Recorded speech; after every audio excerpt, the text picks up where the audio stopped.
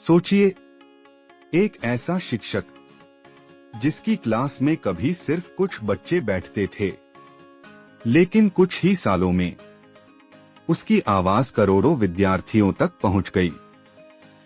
जिसने महंगी कोचिंग के सामने एक अलग रास्ता चुना और जिसने साबित कर दिया कि अगर पढ़ाने का जुनून सच्चा हो तो एक छोटा सा ब्लैक बोर्ड भी पूरी दुनिया का क्लासरूम बन सकता है। यह कहानी है पटना वाले खान सर की। लेकिन खान सर बनने से पहले वह भी एक आम लड़का थे। उनका नाम है फैजल खान। उनका जन्म उत्तर प्रदेश के देवरिया क्षेत्र में हुआ और उन्होंने इलाहाबाद विश्वविद्यालय से उच्च शिक्षा हासिल की। बाद में उनका रास्ता उन्हें पटना लेकर आया, जहां उन्होंने टीचिंग को अपना मिशन बना लिया। लेकिन उनकी कहानी की सबसे खास बात उनकी डिग्री नहीं थी, उनकी सबसे बड़ी ताकत थी मुश्किल चीज को आम इंसान की भाषा में समझाने की कला। जहां किसी किताब की भाषा विद्यार्थियों को मुश्किल लगती, वहां खान सर उसी विषय को रोजमर्रा की जिंदगी के उदाहरणों से समझाने लगते। कभी भोजपुरी का तड़का, कभी मजेदार उदाहरण और कभी ऐसा सवाल कि पूरा क्लासरूम हंसते हंसते कॉन्सेप्ट याद कर ले। धीरे धीरे उनकी टीचिंग की चर्चा बढ़ने लगी और फिर आया पटना। साल 2016 के आसपास खान जीएस रिसर्च सेंटर की शुरुआत एक छोटे से रेंटेड रूम से हुई। शुरुआत में सिर्फ लगभग 6-7 विद्यार्थी, ना कोई बड़ा कैंपस, ना कोई बड़ा एडवर्टाइजिंग कैंपेन, बस एक ब्लैक बोर्ड, कुछ विद्यार्थी और एक शिक्षक जिसे अपने तरीके पर भरोसा था। लेकिन यहीं से कहानी ने करवट ली।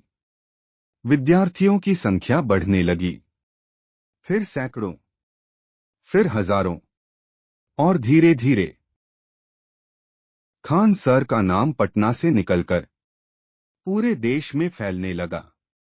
लेकिन उनके सफर का सबसे बड़ा मोड़ अभी बाकी था, यूट्यूब। उन्होंने अपनी टीचिंग को क्लासरूम की 4 दीवारों से बाहर निकाल दिया। अब वही ब्लैक बोर्ड मोबाइल की छोटी सी स्क्रीन पर दिखाई देने लगा। जिस विद्यार्थी के पास पटना आकर महंगी कोचिंग करने के पैसे नहीं थे, वह अपने घर से खान सर की क्लास देख सकता था। एक गांव का विद्यार्थी, एक छोटे शहर का विद्यार्थी, एक मजदूर का बेटा, एक गरीब परिवार की बेटी अब एक ही क्लासरूम में पढ़ सकते थे। और यही खान सर की सबसे बड़ी पहचान बन गई, एजुकेशन को एक्सेसिबल बनाना। उनके संस्थान और ऑनलाइन टीचिंग की लोकप्रियता इतनी बढ़ी कि उनका ऑडियंस करोड़ों विद्यार्थियों तक पहुंच गया। लेकिन खान सर की कहानी सिर्फ पॉपुलैरिटी की नहीं है, यह कहानी है एक विचार की कि गरीब विद्यार्थी को भी अच्छी शिक्षा का अधिकार है। उनकी लो कॉस्ट एजुकेशन अप्रोच इसी सोच से जुड़ी रही। जहां कई कॉम्पिटिटिव एग्जाम कोचिंग प्रोग्राम्स बहुत महंगे हो सकते हैं, वहां खान सर ने अफोर्डेबल एजुकेशन पर जोर दिया। और शायद यही वजह है कि उनके विद्यार्थी उन्हें सिर्फ टीचर नहीं, खान सर कहते हैं। कई विद्यार्थियों के लिए वह एक मेंटोर हैं, एक बड़े भाई जैसे हैं और एक ऐसा व्यक्ति जो उन्हें यह विश्वास दिलाता है कि तुम्हारी परिस्थितियां तुम्हारी मंजिल तय नहीं करती। लेकिन हर बड़ी कहानी में मुश्किलें भी आती हैं।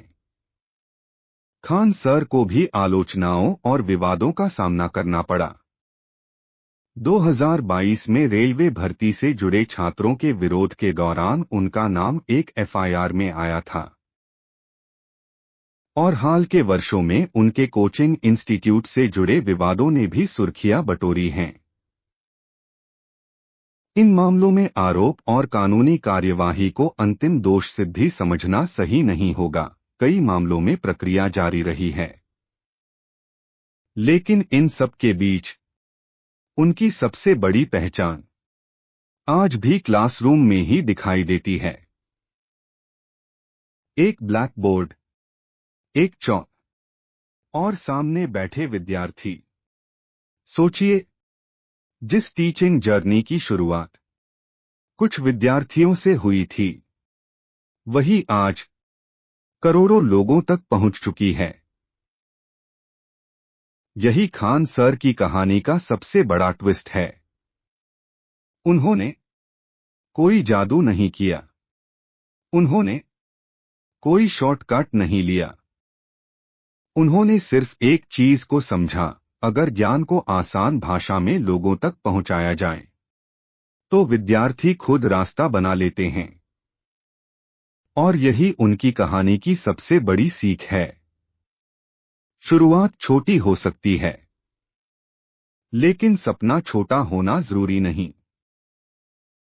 एक कमरा, एक ब्लैक बोर्ड और कुछ विद्यार्थी, कभी कभी यही चीज एक मूवमेंट की शुरुआत बन सकती है।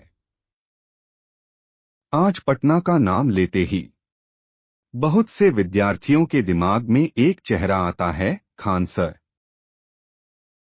लेकिन उनकी असली पहचान उनकी फेम नहीं है। उनकी असली पहचान है उन लाखों विद्यार्थियों का भरोसा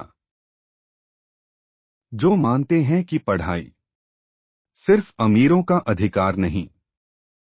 और शायद यही कारण है कि एक छोटे क्लासरूम से शुरू हुई आवाज आज देश के कोने कोने तक पहुंच चुकी है।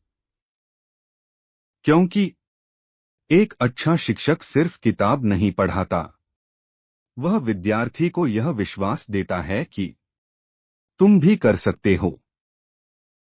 और यही खान सर की कहानी है।